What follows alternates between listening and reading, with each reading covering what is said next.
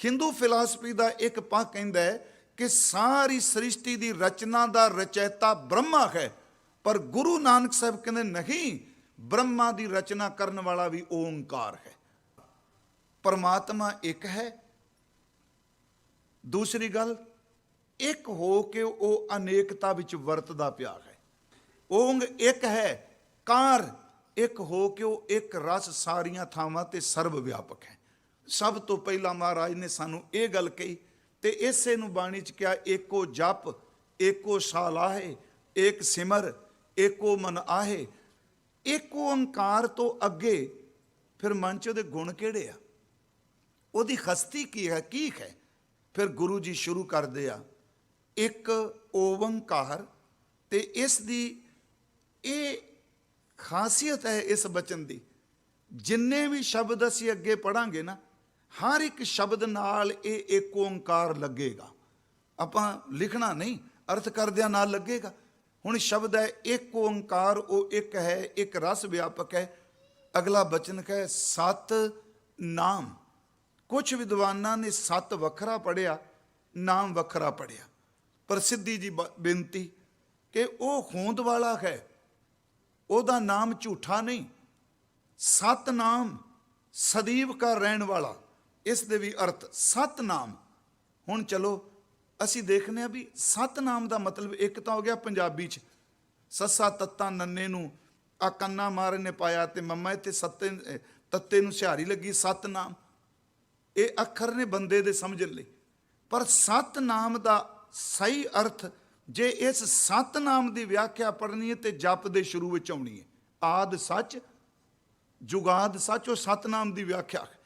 सत नाम का अर्थ कि जिस दी होंद सदैव रहन वाली है। सदैव का अर्थ भी छोटा जिहा शब्द पै जाता है। बाकी जितने नाम ने, फिर बेनती, एक कीर्तम नाम ने असी रब दे कौतकां नूं देख के नाम रखे। जिस दिन कोई इंसान भी नहीं सी, सत नाम उस दिन भी सी। जिस दिन आ लफ्ज भी कोई नहीं सन, सत नाम उस दिन भी सी। ते जिस दिन सारे लफ्ज मुक जाणगे, सत नाम उस दिन भी रहेगा। ਉਹਦਾ नाम कदी नहीं जाना, सत नाम।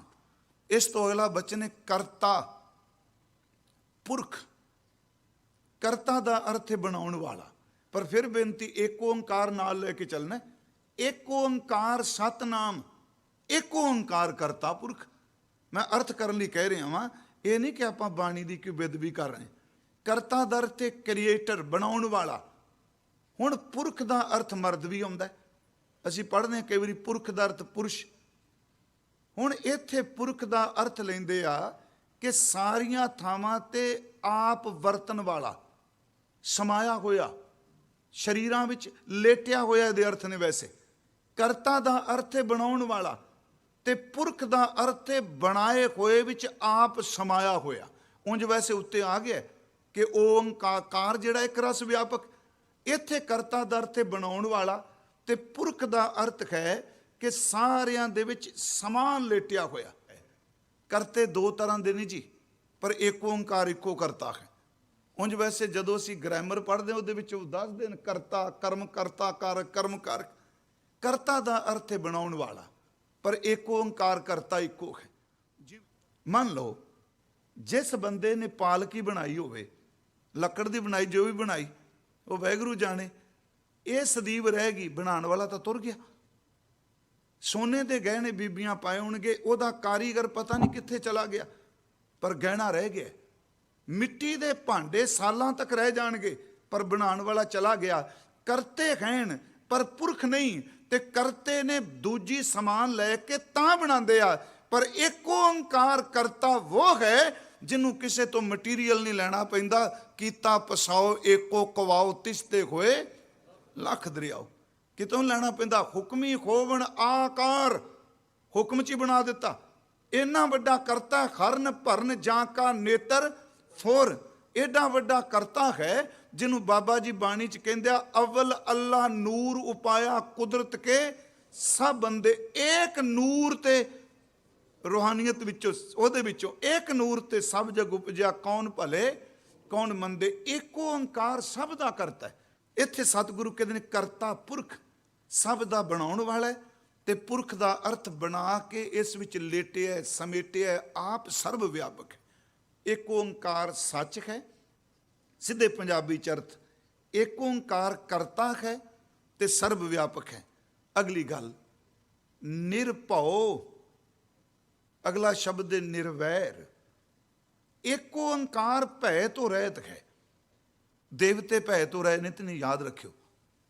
ਇੱਕ ਓੰਕਾਰ ਨਿਰਵੈਰ। ਫਿਰ ਬੇਨਤੀ ਨਿਰਭਉ, ਨਿਰ ਦਾ ਅਰਥ ਕਰਾਂਗੇ ਰਹਿਤ, ਭਉ ਦਾ ਅਰਥ ਹੈ ਡਰ। ਉਹ ਭੈ ਤੋਂ ਮੁਕਤ ਹੈ, ਉਹਨੂੰ ਕੋਈ ਡਰ ਨਹੀਂ। ਕਿਉਂਕਿ ਡਰ ਵੀ ਕਈ ਤਰ੍ਹਾਂ ਦੇ ਨੇ। ਬੰਦਾ ਜਨਮ ਲੈਂਦਾ ਤੇ ਇਹੀ ਡਰ ਖਾਈ ਜਾਂਦਾ ਕਿਤੇ ਬਿਮਾਰੀ ਨਾ ਕੋਈ ਲੱਗ ਜਾਏ। ਉਹਦਾ ਤੇ ਜਨਮ ਹੀ ਕੋਈ ਨਹੀਂ, ਉਹਨੂੰ ਬਿਮਾਰੀ ਕਿੱਥੇ ਲੱਗਣੀ। ਕਾਹਦਾ ਡਰ? ਬੰਦਾ ਅੱਗੇ ਵੱਧਦਾ ਹੈ, ਤਰੱਕੀ ਕਰਦਾ ਹੈ, ਆਪਣੇ ਤੋਂ ਛੋਟਾ ਕੋਈ ਮਿਲ ਜਾਂਦਾ ਉਹਦੇ ਨਾਲ ਗੁੱਸੇ ਹੋਣ ਲੱਗ ਪੈਂਦਾ ਹੈ, ਬਰਾਬਰ ਦਾ ਮਿਲਦਾ ਉਹਦੇ ਨਾਲ ਈਰਖਾ ਕਰਦਾ ਹੈ, ਆਪਣੇ ਤੋਂ ਵੱਡਾ ਮਰਦਾ ਉਹ ਤੋਂ ਡਰੀ ਜਾਂਦਾ ਹੈ। ਰੱਬ ਨੂੰ ਤੇ ਪ੍ਰੋਬਲਮ ਹੀ ਕੋਈ ਨਹੀਂ। ਫਿਰ ਬੇਨਤੀ, ਉਹਨੂੰ ਕੋਈ ਭੈ ਨਹੀਂ, ਕੋਈ ਬਿਮਾਰੀ ਨਹੀਂ ਉਹਨੂੰ। ਬੰਦੇ ਨੂੰ ਭੈ ਵੇ ਮੈਂ ਮਰ ਨਾ ਜਾਵਾਂ, ਉਹਨੂੰ ਕਾਹਦਾ ਭੈ ਜੀ? ਨਾ ਉਹ ਮਰੇ ਨਾ ਹੋਵੇ, ਸੋਗ ਦਿੰਦਾ ਰਹੇ ਨਾ ਚੁੱਕੈ, ਉਹਨੂੰ ਕਾਹਦਾ ਡਰ? ਕੋਈ ਡਰ ਨਹੀਂ। ਇਸ ਕਰਕੇ ਉਹ ਨਿਰਭਉ ਹੈ, ਉਹਨੂੰ ਕੋਈ ਭੈ ਨਹੀਂ, ਕਿਸੇ ਦਾ ਭੈ ਨਹੀਂ ਉਹ ਮੰਨਦਾ। ਗੁਰੂ ਸਾਹਿਬ ਕਹਿੰਦੇ ਆ ਕਿ ਦੇਖ ਮੈਂ ਜਿੰਨੇ ਤੈਨੂੰ ਗੁਣ ਦੱਸ ਰਿਹਾ, ਜਿਉਂ ਜਿਉਂ ਤੂੰ ਇਹਨਾਂ ਨੂੰ ਰੋਜ਼ ਜਪੇਗਾ, ਸੱਚ ਏ ਵੇ ਤੇਰੇ 'ਚ ਸਾਰੇ ਗੁਣ ਪ੍ਰਵੇਸ਼ ਕਰ ਜਾਣਗੇ ਜੋ ਰੱਬ ਜੀ ਦੇ ਨੇ। ਅੱਗੇ ਜਪ 'ਚ ਮਹਾਰਾਜ ਕਹਿਣਗੇ ਨਿਰਭਉ, ਉਹਨੂੰ ਕੋਈ ਭਉ ਨਹੀਂ।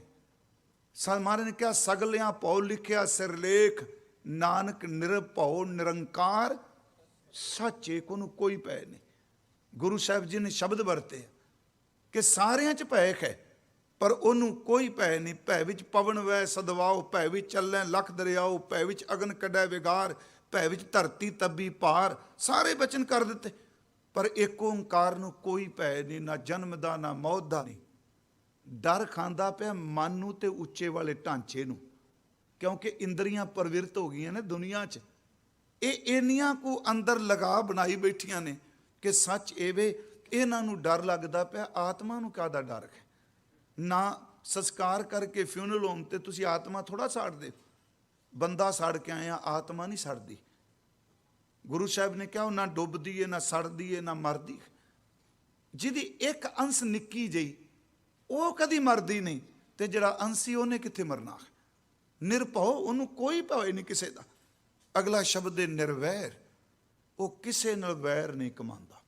ਸੱਚ ਏ ਗੁਰਮੁਖੋ, ਅੱਗੇ ਆਪ ਜੀ ਦੇਖੋਗੇ ਜਪਜੀ ਸਾਹਿਬ 'ਚ ਜਦੋਂ ਅੱਤ ਦਾ ਦੁੱਖ ਵੀ ਆ ਜਾਏ ਨਾ, ਖਾਲਸਾ ਜੀ ਕਦੀ ਨਹੀਂ ਕਹਿਣਾ ਰੱਬ ਮੇਰੇ ਨਾਲ ਵੈਰ ਕਮਾ ਰਿਹਾ। ਨਾ, ਉਹ ਕਦੀ ਕਿਸੇ ਨਾਲ ਵੈਰ ਨਹੀਂ ਕਮਾਉਂਦਾ। ਇਹ ਕਾਰਨ ਜਿੱਥੇ ਅੱਤ ਦਾ ਦੁੱਖ ਵੀ ਹੁੰਦਾ ਹੈ, ਉੱਥੇ ਗੁਰਦੇਵ ਰੱਬ ਦੀ ਨਿਰਵੈਰਤਾ ਬਾਰੇ ਕਹਿੰਦੇ ਆ, ਦੱਦਾ ਦੋਸ਼ ਨਾ ਦਿਉ ਕਿਸੇ, ਦੋਸ਼ ਕਰਮਾ ਆਪਣੇ ਜੋ ਮੈਂ ਕੀਆ ਸੋ ਮੈਂ ਪਾਇਆ, ਦੋਸ਼ ਨਾ ਦੀਜੈ ਅਵਰਜਨ। ਆਪ ਕਮਾਨਾ ਵਿਛੜੀ, ਤੇਰਾ ਕੀ ਕਸੂਰ? ਇੱਕ ਬਚਨ ਅਸੀਂ ਪੜ੍ਹਨੇ ਆ, ਤੈਸੈ ਮਨ ਮੈਂ ਕੀਆ ਰੋਸ ਮੁਝ ਅਵਗਣ, ਸ਼ਾਹੀ ਨਾਏ ਦੋਸਤ। ਤੂੰ ਤੇਰਾ ਤੇ ਦੋਸ਼ ਕੇ ਇਲਾਵਾ ਤੈਨੂੰ ਤੋਂ ਵੈਰ ਹੀ ਕੋਈ ਨਹੀਂ। ਕਿਸੇ ਨਾਲ ਵੈਰ ਨਹੀਂ ਕਮਾਉਂਦਾ, ਉਹ ਨਿਰਵੈਰ ਹੈ। ਫਿਰ ਬੇਨਤੀ ਨਿਰਭਉ ਹੈ, ਇੱਕ ਓੰਕਾਰ ਨਿਰਵੈਰ ਹੈ। ਅਗਲਾ ਬਚਨ ਹੈ ਅਕਾਲ ਮੂਰਤ। ਇਹਦਾ ਪਾਠ ਮੂਰਤ ਨਹੀਂ ਕਰਨਾ, ਪਾਠ ਅਕਾਲ। ਕਾਲ ਦੇ ਅਗੇਤਰ ਐੜਾ ਲੱਗਾ। ਉਂਝ ਵੈਸੇ ਕਾਲ ਦਾ ਅਰਥ ਮੌਤ ਵੀ ਹੈ, ਕਾਲ ਦਾ ਅਰਥ ਟਾਈਮ ਵੀ ਹੈ। ਇੱਥੇ ਐੜਾ ਅਗੇਤਰ ਲਾ ਦਿੱਤਾ ਅਕਾਲ। ਅਕਾਲ ਦਾ ਮਤਲਬ ਹੈ ਜਿਹਦੇ ਉੱਤੇ ਸਮਾਂ ਕਦੀ ਪ੍ਰਭਾਵ ਨਹੀਂ ਪਾਉਂਦਾ। ਹਰ ਚੀਜ਼ ਸਮੇਂ ਦੇ ਅਧੀਨ ਹੈ ਪਰ ਉਹ ਸਮੇਂ ਤੋਂ ਉੱਪਰ ਹੈ।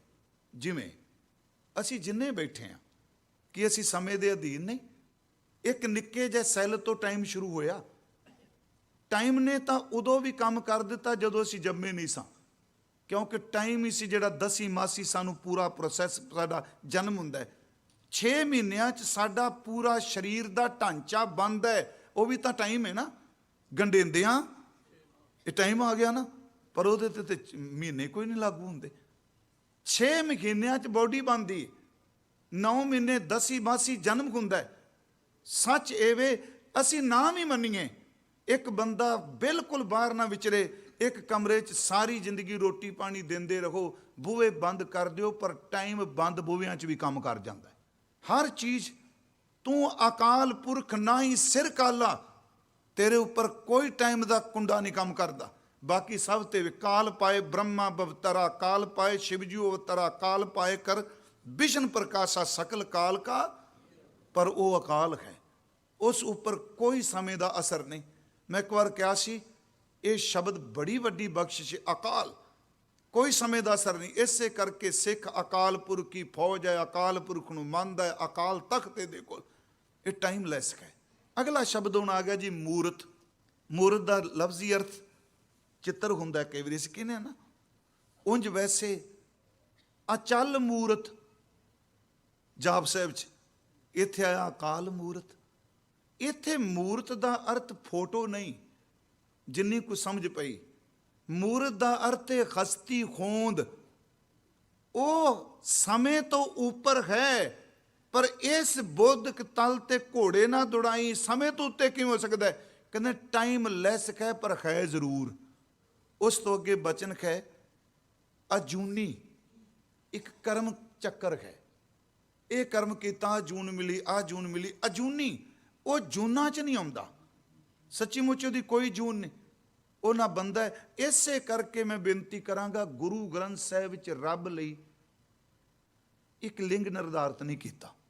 ਠੀਕ ਹੈ, ਅਸੀਂ ਬਹੁਵਚਨ 'ਚ ਵਰਤਨੇ ਆ, ਪਰਮਾਤਮਾ ਬਹੁਵਚਨ, ਪਰ ਗੁਰੂ ਗ੍ਰੰਥ ਸਾਹਿਬ 'ਚ ਤਾਂ ਮਾਈ ਵੀ ਕਹੇ। ਫਿਰ ਬੇਨਤੀ ਹੈ, ਜਿਹੜਾ ਜੂਨ 'ਚ ਆਇਆ ਉਹ ਜੰਮਿਆ ਹੈ, ਜਵਾਨ ਹੋਇਆ, ਬੁੱਢਾ ਹੋਇਆ, ਮਰੇਗਾ, ਪਰ ਜੇ ਉਹਨੂੰ ਜੂਨਾਂ 'ਚ ਲਿਆਂਦਾ ਤੇ ਪਹਿਲਾ ਸ਼ਬਦ ਨਹੀਂ ਢੁਕੇਗਾ, ਅਕਾਲ ਮੂਰਤ, ਕਿਉਂਕਿ ਜੂਨ ਸਮੇਂ ਅਨੁਸਾਰ ਚੱਲ ਰਹੀ ਹੈ ਨਾ। ਹੁਣ ਫਿਰ ਇੱਕ ਸਵਾਲ ਉੱਠਿਆ, ਮਹਾਰਾਜ ਇਹ ਤਾਂ ਕਹਿ ਦਿੱਤਾ ਉਹ ਸੱਚ ਹੈ, ਇੱਕ ਸਰਬ ਵਿਆਪਕ ਹੈ, ਕਰਤਾ ਹੈ, ਉਹ ਨਿਰਭਉ ਹੈ, ਨਿਰਵੈਰ ਹੈ, ਸਮੇਂ ਤੋਂ ਰਹਿਤ ਉਹਦੀ ਹੋਂਦ ਹੈ, ਜੂਨਾਂ 'ਚ ਨਹੀਂ ਆਉਂਦਾ। ਪਰ ਸਾਨੂੰ ਇੱਕ ਦੱਸੋ, ਆਖਰ ਉਹਦੀ ਹੋਂਦ ਕਿੱਥੋਂ ਬਣੀ? ਕੋਈ ਉਹਦਾ ਅੰਤ ਹੈ, ਕੋਈ ਆਦਿ ਹੈ? ਕਿੱਥੋਂ ਬਣਿਆ ਸਾਨੂੰ ਦੱਸੋ। ਮਹਾਰਾਜ ਨੇ ਸ਼ਬਦ ਵਰਤਿਆ ਸੈਭੰ, ਇਹ ਸ਼ਬਦ ਹੈ ਸਵੈਭੂ। ਮਹਾਰਾਜ ਨੇ ਸ਼ਬਦ ਵਰਤਿਆ, ਚਤਰ ਚੱਕਰ ਵਰਤੀ, ਚਤਰ ਚੱਕਰ ਭੁਗਤੇ, ਸੁਯੰਭਵ ਸੁਭੰਗ ਸਰਬ ਦਾ ਸਰਬ ਜੁਗਤੇ।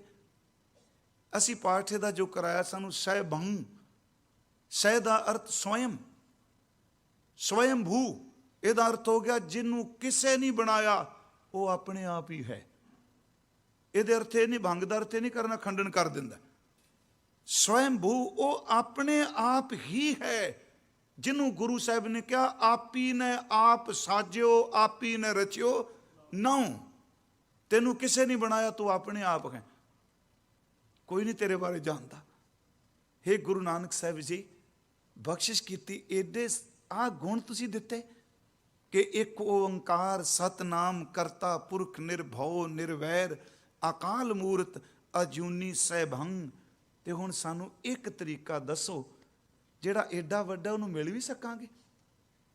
ਜਿਹੜੇ ਏਡੇ ਬਖਸ਼ਿਸ਼ ਭਰੇ ਬੋਲ ਕੇ ਇੱਕ ਓੰਕਾਰ ਬਾਰੇ, ਗੁਰਮੁਖੋ ਯਾਦ ਰੱਖਿਓ, ਇਸ ਗੱਲ ਨੂੰ ਕਦੀ ਭੁੱਲਿਓ ਨਾ ਜ਼ਿੰਦਗੀ 'ਚ। ਗੁਰੂ ਜੀ ਨੇ ਇੱਥੇ ਨਹੀਂ ਕਿਹਾ ਤੂੰ ਜਪ, ਇੱਥੇ ਨਹੀਂ ਕਿਹਾ ਜਪ, ਇੱਥੇ ਨਹੀਂ ਕਿਹਾ ਤੂੰ ਨਾਮ ਕਰ ਓਏ, ਉਹ ਬਾਣੀ ਪੜ੍ਹ ਓਏ। ਗੁਰੂ ਸਾਹਿਬ ਨੇ ਇੰਨੇ ਗੁਣ, ਸਹਿਭੰਗ ਤੱਕ ਉਹਦੇ ਗੁਣ ਨੇ। ਅੱਗੇ ਮੇਰੇ ਮੁਰਸ਼ਿਦ ਨੇ ਕਿਹਾ ਗੁਰ ਪ੍ਰਸਾਦ, ਪੱਪੇ ਦੇ ਪੈਰ 'ਚ ਰਾਹ ਜੀ, ਹਾਂ ਪੂਰਾ ਰਾਰਾ ਵੀ ਆਉਂਦਾ, ਪ੍ਰਸਾਦੀ ਵੀ ਆਉਂਦਾ, ਪ੍ਰਸਾਦ। ਤੇ ਗੁਰਮੁਖੋ ਇਹਨੂੰ ਕਦੀ ਵੀ ਪ੍ਰਸ਼ਾਦ ਨਹੀਂ ਬੋਲਣਾ। ਚਲੋ ਆਪ ਸੰਥਿਆ ਕਰਨ ਵਾਲੇ ਤਾਂ ਬੈਠੇ ਹੋ, ਕਈ ਸੱਜਣਾਂ ਨੂੰ ਨਹੀਂ ਪਤਾ ਹੁੰਦਾ, ਜੇ ਅਸੀਂ ਸੱਸੇ ਦੇ ਪੈਰ 'ਚ ਬਿੰਦੀ ਲਾ ਦਿੱਤੀ ਨਾ, ਬਿਲਕੁਲ ਅਨਰਥ ਹੋ ਜਾਣੇ ਨੇ। ਪ੍ਰਸ਼ਾਦ ਦਾ ਅਰਥ ਦੇਗ, ਪ੍ਰਸ਼ਾਦਾ ਛਕਣ ਵਾਲਾ, ਤੇ ਇੱਥੇ ਪ੍ਰਸਾਦ ਦਾ ਅਰਥ ਹੈ ਗ੍ਰੇਸ, ਕਿਰਪਾ, ਅਨੁਗ੍ਰਹਿ, ਦਿਆਲਤਾ। ਮਹਾਰਾਜ ਨੇ ਏਡੀ ਵੱਡੀ ਬਖਸ਼ਿਸ਼ ਕਰਤੀ ਸਾਡੇ ਤੇ। ਕਹਿੰਦੇ ਨੇ ਇਹ ਜਿਹਦੇ ਗੁਣ ਮੈਂ ਤੈਨੂੰ ਦੱਸੇ ਨੇ, ਤੇਰੀ ਸਾਧਨਾ ਨਾਲ ਨਹੀਂ, ਤੇਰੇ ਗੁਣਾਂ ਨਾਲ ਨਹੀਂ, ਤੇਰੀ ਲਿਆਕਤ ਨਾਲ ਨਹੀਂ, ਜੇ ਉਹਦੀ ਪ੍ਰਾਪਤੀ ਹੋਣੀ ਹੈ ਤੇ ਗੁਰ ਪ੍ਰਸਾਦ ਪੂਰੇ ਗੁਰੂ ਦੀ ਕਿਰਪਾ ਨਾਲ ਹੋਵੇਗੀ। ਗੁਰ ਪ੍ਰਸਾਦ ਉਹਦੀ ਮਿਹਰ ਹੋਵੇ ਤਾਂ। ਜਿਹੜਾ ਗੁਰ ਪ੍ਰਸਾਦ ਹੈ ਨਾ, ਇਹ ਬੜੀ ਵੱਡੀ। ਅੱਜ ਵੀ ਅਸੀਂ ਬੈਠੇ ਗੱਲ ਕਰ ਰਹੇ ਸੀ, ਪਤਾ ਨਹੀਂ ਕਿਤੇ ਟਿਕੇ ਸਾਂ, ਤੇ ਮੈਂ ਇੱਕੋ ਬੇਨਤੀ ਕੀਤੀ ਜੀ, ਗੁਰੂ ਗ੍ਰੰਥ ਸਾਹਿਬ ਤੋਂ ਸਿਰਫ ਪ੍ਰਸਾਦ ਹੀ ਮੰਗੋ, ਰੱਬ ਤੋਂ ਕਿਰਪਾ ਹੀ ਮੰਗੀਏ। क्योंकि किरपा कदी बंदे दे अंदर दे जीवन नूं नहीं देखदी, ना वो गुण देखदी है ना अवगुण देखदी है। हुण तुसीं देखो, शरीर इन्ना भरिया अवगुणां नाल जिंदा समुंदर दा पानी, ते गुरु जी कहंदे आ ये गुणां नाल नहीं छुटना। जेता समुंद सागर नीर भरिया, तेते अवगुण हमारे अगे की है। दया करो, क्योंकि दया समुंदर जिन्हें अवगुण भी नहीं देखती। दया करो, किछ मेहर पावो, फिर किरपा आ गई। मेहर पावो डुबदे पत्थर तारे। ये कह देना कि जिमें मिट्टी दे बुत नूं जिन्ना पानी नाल धोवो मिट्टी ही निकलेगी। मैं आप नूं बेनती करा, आ जिहड़ा गुर शब्द है इत्थे, वैसे गुरु लफ्ज जिहड़ा है संस्कृत दा लफ्ज है, ग्रीक धातु चों बनिया। ये दो अखर ने, गो दा अर्थ है हनेरा ते रूह दा अर्थ कर दिया चानन। गुरु वो जो अज्ञानता दा हनेरा मिटा के प्रकाश करता है। इत्थे महाराज कहंदे आ गुर प्रसाद। गुर प्रसाद अर्थ है गुरु दी किरपा। एक उदाहरण मैं एक बार दिती सी कि गुरु गोबिंद सिंह महाराज जी ना जी, ये आनंदपुर साहब बड़े चोज कीते, हास रस बहुत महाराज करते सन समझाण लई। ते एक वारी की होया, सतगुरु तबेले च गए ते हजूर दे घोड़ियां दी जिहड़ी सेवा करते सन भाई धन्ना सिंह जी, पिंड उन्हां दा नशहरा पनवा। भाई धन्ना सिंह जी घोड़ा तैयार करके रखिया ते चलो सिख नाल सन, ते गुरुदेव ने खलो के कहा, चरण जोड़ा बड़ा सोहना। रकाब विच टिकाण तो पहला कहंदे ने, खालसा जी सिखो, जिन्नी देर तक मैं अपना पैर रकाब विच रखना, इन्ने टाइम विच कोई गुरु ग्रंथ साहिब दे अर्थ करो, कोई करो अर्थ। सब चुप कर गए।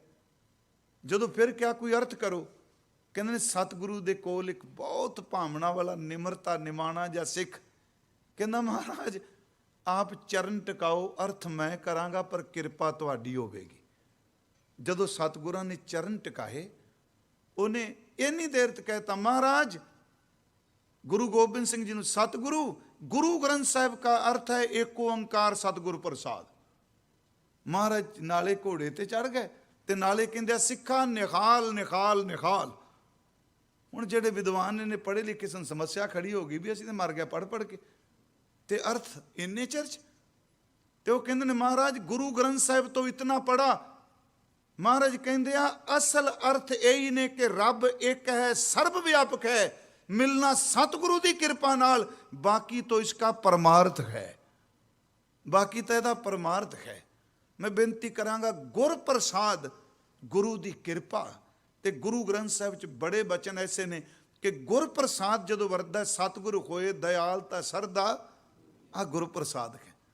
सतगुरु होए दयालता शरदा पूरी है, सतगुरु होए दयाल ना कबू झूरी है, सतगुरु होए दयालता दुख ना जानिए, सतगुरु होए दयालता हर रंग मानिए, सतगुरु होए दयालता जम का डर के हा, सतगुरु होए दयालता सद ही सुख देहा, सतगुरु होए दयालता नवनित पाइए, सतगुरु होए दयालता सच समाइए, कुंकार समा गए।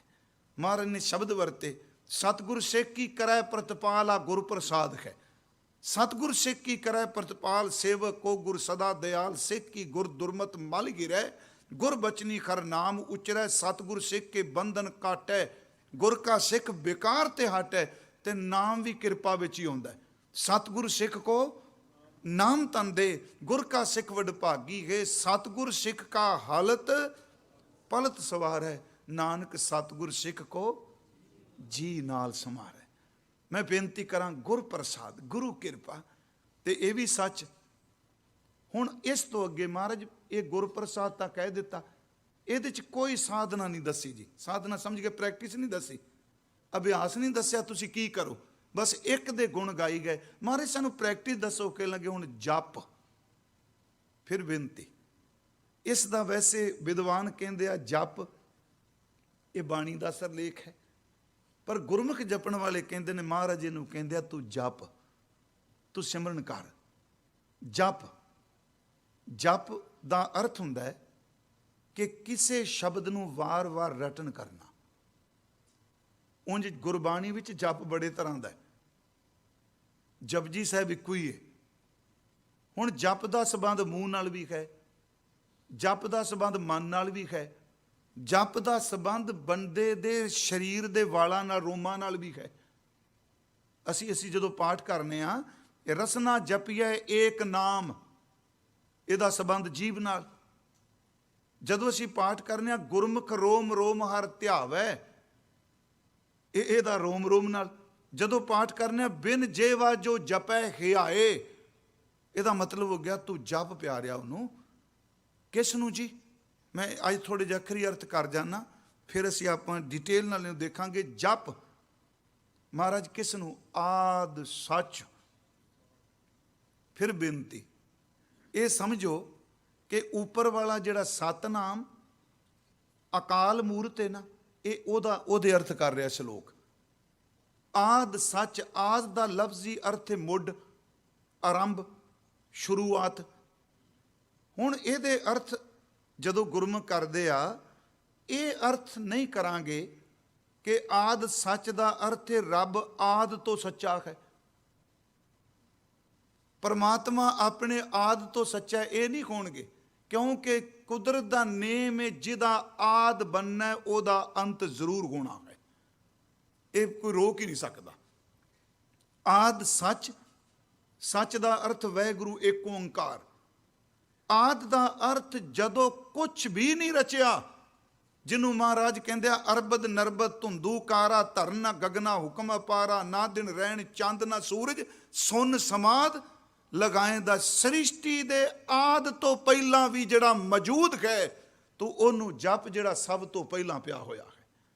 ਹੁਣ ਇੱਥੇ ਰੱਬ ਦਾ ਆਦ ਨਹੀਂ, ਜੇ ਉਹਦਾ ਆਦ ਕਰਾਂਗੇ, ਪਰ ਇੱਕ ਪਾਠ ਸੀ ਕਰਨੇ ਆਦ ਅੰਤ ਏਕੈ ਅਵਤਾਰਾ ਸੋਈ ਗੁਰੂ ਸਮਝਿਓ ਮਾਰਾ। ਉਹਦਾ ਆਦ ਅੰਤ ਦਾ ਅਰਥ ਹੈ ਸਾਡੇ ਆਦ ਵਿੱਚ ਵੀ ਉਹਨੇ ਰੱਖਿਆ, ਸਾਡੇ ਅੰਤ ਵਿੱਚ ਵੀ ਉਹਨੇ ਰੱਖਣਾ। ਜਿਹਨੂੰ ਆਪ ਪੜ੍ਹਦੇ ਹੋ, ਆਦ ਪੂਰਨ, ਮਦ ਪੂਰਨ, ਅੰਤ ਪੂਰਨ ਪਰਮੇਸ਼ਰ ਹੈ। ਆਦ ਸੱਚ, ਸ੍ਰਿਸ਼ਟੀ ਦੇ ਮੁੱਢ ਤੋਂ, ਜਦੋਂ ਸ੍ਰਿਸ਼ਟੀ ਨਹੀਂ ਬਣੀ, ਉਹ ਪਹਿਲਾਂ ਵੀ, ਉਸ ਤੋਂ ਪਹਿਲਾਂ ਵੀ ਮੌਜੂਦ ਹੈ, ਸੱਚ ਹੈ। ਤੇ ਅੱਗੇ ਸ਼ਬਦ ਆ ਗਿਆ ਜੁਗਾਦ। ਇਹ ਦੋ ਪਾਠ ਨੇ ਜੀ, ਜੁਗ ਆਦ। ਜੁਗ ਦਾ ਅਰਥ ਹੈ ਟਾਈਮ, ਆਦ ਦਾ ਅਰਥ ਹੈ ਮੁੱਢ। ਜੁਗ ਆਦ ਦਾ ਅਰਥ ਹੋ ਗਿਆ ਜਿਹੜਾ ਟਾਈਮ ਤੋਂ ਪਹਿਲਾਂ ਵੀ ਸੱਚ ਹੈ। ਫਿਰ ਬੇਨਤੀ ਸੁਣਿਓ, ਟਾਈਮ ਤਾਂ ਬਣਿਆ, ਆ ਸੂਰਜ ਆਇਆ, ਵਿਸਵੇ ਚਸਿਆ ਘੜੀਆਂ ਪੈਰਾਂ, ਥਿੱਤੀ ਵਾਰੀ ਮਾਂ ਹੋਵਾ, ਸੂਰਜ ਏਕੋ ਰੁੱਤ ਅਨੇਕ, ਨਾਨਕ ਕਰਤੇ ਕੇ। ਇਹ ਜਿਹੜੇ ਵੇਸ਼ ਬਣਾਏ ਉਹ ਤਾਂ ਪਹਿਲਾਂ ਹੀ ਬੈਠਾ ਹੋਇਆ, ਉਹਨੇ ਵੇਸ਼ ਬਣਾਇਆ ਨਾ। ਜੁਗਾਦ ਦਾ ਅਰਥ ਹੈ ਜੁਗ ਦਾ ਆਦ, ਸਮੇਂ ਦਾ ਆਦ, ਜਿਹੜਾ ਸੱਚ ਯੁੱਗ ਤੋਂ ਵੀ ਪਹਿਲਾਂ ਹੈ। ਆਦ ਸੱਚ, ਜੁਗਾਦ ਸੱਚ। ਤੇ ਉਹ ਸੱਚ ਕਦੀ ਪੁਰਾਣਾ ਨਹੀਂ ਹੁੰਦਾ, ਸੱਚ ਪੁਰਾਣਾ ਹੋਵੇ ਨਹੀਂ, ਸੀਤਾ ਕਦੇ ਨਾ ਪਾਟੇ। ਉਹ ਸੱਚ ਪੁਰਾਣਾ ਨਾ ਥੀਏ। ਚਲੋ ਸ਼ਬਦ ਆਪਾਂ ਪਾਉਂਦੇ ਹਾਂ। ਹੁਣ ਆਦ ਸੱਚ, ਜੁਗਾਦ ਸੱਚ ਹੈ ਵੀ ਸੱਚ, ਜਿਹੜਾ ਏਕ ਓੰਕਾਰ ਗੁਰੂ ਨਾਨਕ ਸਾਹਿਬ ਵੇਲੇ ਸੀ, ਅੱਜ ਵੀ ਹੈ। ਹੁਣ ਆਪਾਂ ਕਈ ਵਾਰੀ ਕਹਿ ਦੇਣਾ ਨਹੀਂ, ਬਾਬਾ ਜੀ ਦੇ ਵੇਲੇ ਬਹੁਤ ਚੰਗਾ ਸੀ। ਮੈਂ ਇੱਕ ਬੇਨਤੀ ਕਰਾਂ, ਕੰਮ ਉਦੋਂ ਵੀ ਇਹੀ ਸੀ, ਚੰਗਾ ਮੰਦਾ ਕੋਈ ਨਹੀਂ ਸੀ। ਜਿਹਨਾਂ ਤੱਤੀ ਤਵੀ ਤੇ ਬਿਠਾ ਤੋ ਚੰਗੇ ਸਨ। ਇਹ ਰਚਨਾ 'ਚ ਚੱਲ ਰਿਹਾ ਹੈ। ਗੁਰੂ ਜੀ ਕਹਿੰਦੇ ਆ ਜਿਹੜਾ ਮੁੱਢ ਤੋਂ ਸੱਚ ਹੈ, ਜਿਹੜਾ ਟਾਈਮ ਤੋਂ ਪਹਿਲਾਂ ਸੱਚ ਹੈ, ਉਹ ਅੱਜ ਵੀ ਸੱਚ ਹੈ। ਪਰ ਪ੍ਰੈਜੈਂਟ ਵੀ ਉਹਨੂੰ ਟਾਈਮ 'ਚ ਨਾ ਬੰਨੀ, ਉਹ ਟਾਈਮ 'ਚ ਵੱਜਦਾ ਹੀ ਨਹੀਂ। ਤੇ ਗੁਰੂ ਸਾਹਿਬ ਨੇ ਇੱਥੇ ਫਿਰ ਆਪਣਾ ਸ਼ਬਦ ਵਰਤਿਆ, ਨਾਨਕ ਹੋਸੀ ਭੀ ਸੱਚ। ਜਿਹਦਾ ਭਵਿੱਖ ਟਾਈਮ ਹੈ, ਉਦੋਂ ਵੀ ਉਹ ਸੱਚ ਹੋਵੇਗਾ। ਮੇਰੇ ਕਹਿਣ ਤੋਂ ਮੁਰਾਦ, ਅਸੀਂ ਜਪ ਸ਼ੁਰੂ ਕਰ ਦਿੱਤਾ ਅੱਜ। ਗੁਰੂ ਸਾਹਿਬ ਮਿਹਰ ਕਰਨ। ਇੱਕ ਤਾਂ ਇਸ ਜਪ ਬਾਰੇ ਮੈਂ ਜ਼ਰੂਰ ਬੇਨਤੀ ਕਰਨੀ ਹੈ, ਕਿਉਂਕਿ ਜਪ ਦੀਆਂ ਕੁਝ ਜਪਣਾ ਹੈ ਨਾ ਜੀ, ਇਹਦੇ ਲਈ ਕੁਝ ਸਰੀਰਕ ਬੰਦਸ਼ਾਂ ਨੇ, ਉਹ ਬਹੁਤ ਜ਼ਰੂਰੀ ਨੇ। ਕੁਛ ਜਪਣ ਦੀਆਂ ਵੱਖ-ਵੱਖ ਅਵਸਥਾਵਾਂ ਨੇ, ਪਰ ਇਹ ਸਭ ਕੁਝ ਕਹਿਣ ਦੇ ਬਾਵਜੂਦ ਵੀ ਗੁਰਪ੍ਰਸਾਦ ਨਹੀਂ ਭੁੱਲਣਾ। ਅਸਲ 'ਚ ਕੀ ਹੈ, ਆਪ ਜੀ ਦੇਖੋਗੇ 38 ਦੀਆਂ 38 ਪੌੜੀਆਂ, ਜਿਵੇਂ ਆ ਡੰਡੇ ਨਹੀਂ ਹੁੰਦੇ। ਮੈਂ ਇੱਕ ਵਾਰੀ ਪਿੱਛੇ ਜੇ ਕਿਹਾ ਸੀ, ਇੱਕ ਪੌੜੀ ਦਾ ਡੰਡਾ ਪਕੜੋ ਤੇ ਉਹ ਦੂਜੀ ਪੌੜੀ ਡੰਡੇ ਤੇ ਪਹੁੰਚਾ ਦਿੰਦਾ। ਬਿਲਕੁਲ ਤੁਸੀਂ ਦੇਖੋਗੇ, ਇੱਕ ਪੌੜੀ ਖਤਮ ਹੋਵੇਗੀ, ਉਹ ਕਹੇਗੀ ਮੇਰੀ ਵਿਆਖਿਆ ਅਗਲੀ ਪੌੜੀ 'ਚ ਪੜ੍ਹ, ਅਗਲੀ ਪੌੜੀ ਕਹੇਗੀ ਇਸ ਤੋਂ ਅੱਗੇ ਚੱਲ। ਇਹ ਆਪਾਂ ਆਉਣ ਵਾਲੇ ਦਿਨਾਂ 'ਚ ਵੇਖਾਂਗੇ। ਸਿਰਫ ਇੱਕ ਕਿਰਪਾ ਕਰਿਓ, ਜਿਨ੍ਹਾਂ ਨੇ ਕਦੀ ਜਪਜੀ ਸਾਹਿਬ ਨਾ ਪੜ੍ਹਿਆ, ਸਵੇਰੇ ਉੱਠ ਕੇ ਜਪਜੀ ਸਾਹਿਬ ਜ਼ਰੂਰ ਪੜਿਆ ਜੇ, ਕਿਉਂ ਉਹਦੇ ਨਾਲ ਸੁਖੈਨਤਾ ਆ ਜਾਏਗੀ। ਤੇ ਸਾਨੂੰ 2-2 3-3 ਪੌੜੀਆਂ ਆਪਾਂ ਗੁਰੂ ਸਾਹਿਬ ਮਿਹਰ ਕਰਨ ਜਿੰਨੇ ਦਿਨ ਕਥਾ ਹੈ ਇਹ ਵਿਚਾਰ ਕਰ ਸਕੀਏ। ਵਾਹਿਗੁਰੂ ਜੀ ਕਾ ਖਾਲਸਾ, ਵਾਹਿਗੁਰੂ ਜੀ।